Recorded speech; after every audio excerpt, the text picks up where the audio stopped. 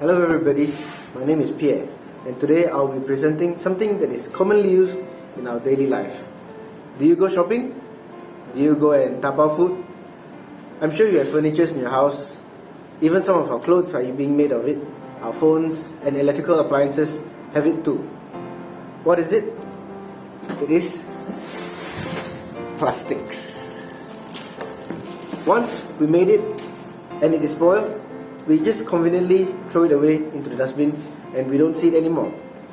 But what happens to it at the end? It is a very difficult fate. So plastics, what is it made up of? It is actually oil and gas molecules being bonded up together and being formed into what it will be. It can be a remote control, it can be a TV, it could be a camera.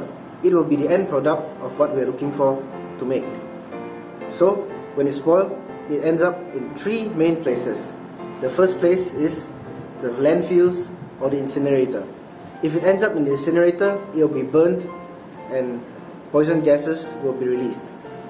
If it's being released into the landfills, the garbage accumulated there will increase every day.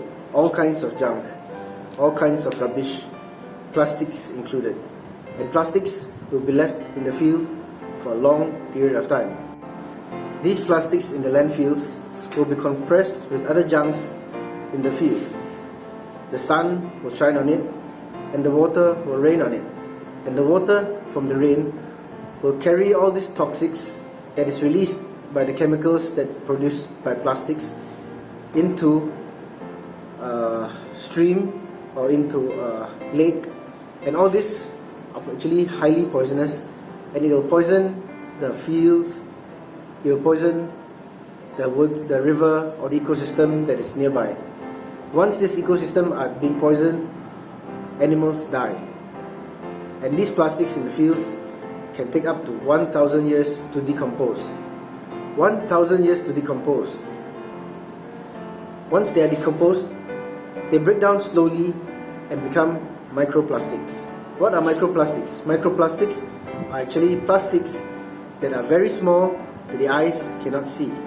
These are called microplastics. Some, however, will end up in the river or in the stream, which will bring them to the river, then to the sea and to the ocean. After floating around in the sea or the ocean for months or years, it will end up in two possible places. One is the beach, and one is where in the ocean all the rubbish are being placed together. There are 5 main garbage patches in the ocean: South Atlantic Garbage Patch, Indian Ocean Garbage Patch, South Pacific, North Atlantic, and the greatest of them all, the Pacific Garbage Patch, which covers 1.6 million square kilometers, about 3 times the size of France, or maybe even 5 times the size of Malaysia. 5 times the size of Malaysia. Can you imagine? In this garbage patch, animals such as seabirds get entangled in the mess, and when plastics are in water, they turn out to be shiny, so they probably will look like animals such as squid or maybe jellyfish. Some turtles eat them, and then because they are plastics, they are unable to be digested. It makes the turtle or the animal feels full, but they are actually not, which causes them starvation. So they die of starvation. These plastics which are in the ocean, how are they being broken down? It's the same as the landfills, except it is the seawater and the ultraviolet light from the sun. This causes the plastics to break down, and once it becomes very, very small, small animals or small microorganisms will start to eat them. Once they are eaten, it's being brought up the food chain, and when we eat the fish, it enters back into our belly. Okay, third one, recycling. Is recycling a good act? Of course it is.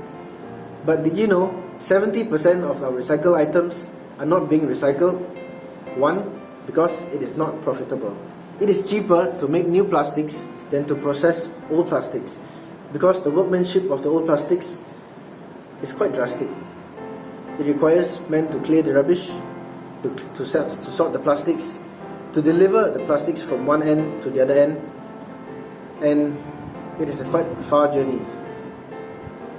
China used to be the world's recycle factory until on 18th July 2017, they stopped all plastics recycled materials to be imported because the whole process causes environmental issues to the whole country. Which country took up China's recycling project? Malaysia took it up.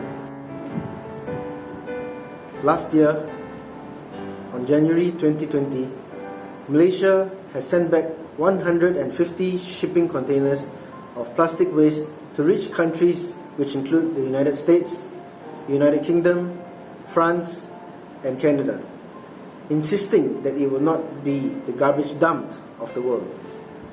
Ultimate way is for a complete, full breakdown, to be broken down into molecules such as water, carbon dioxide or even methane gas.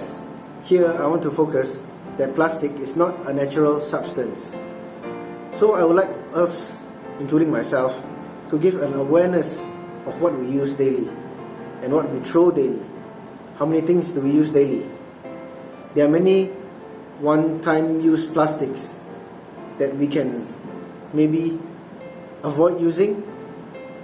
Maybe if we go and pack food, we can bring our own containers instead of using their plastic ware.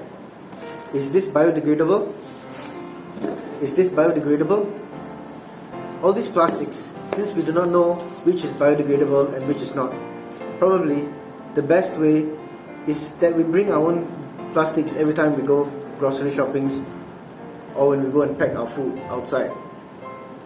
God has given us this land to cultivate and take care of. Since not all of us can do great things, let us follow what Mother Teresa has said.